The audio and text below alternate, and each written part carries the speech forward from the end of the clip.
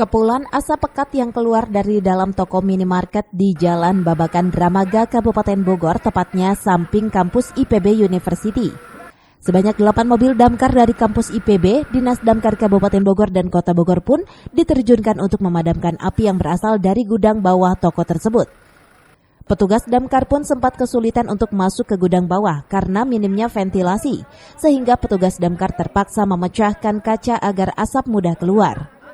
Di dalam gudang minimarket itu terdapat bahan-bahan yang mudah terbakar, sehingga api cepat membesar, bahkan kue dan biskuit untuk kebutuhan lebaran juga ludes terbakar. Tidak ada korban jiwa, namun kerugian ditaksir mencapai ratusan juta rupiah.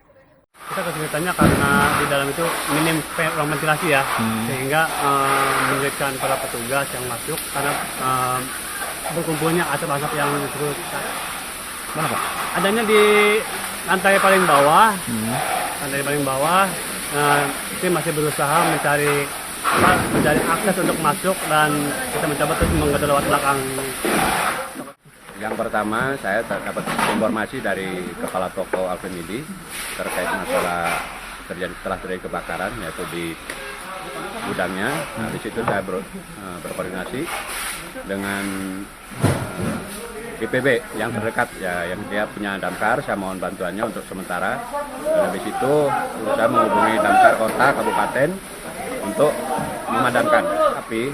Pertama itu terjadi sekitar pukul 11.45-an. Itu diketahui oleh karyawan toko. Habis itu dicoba untuk memadamkan, namun tambah membesar. Rupanya karyawan toko itu panik. Jadi ya tidak bisa memadamkan. Dari Dramaga Kabupaten Bogor, Iman Abdurrahman melaporkan.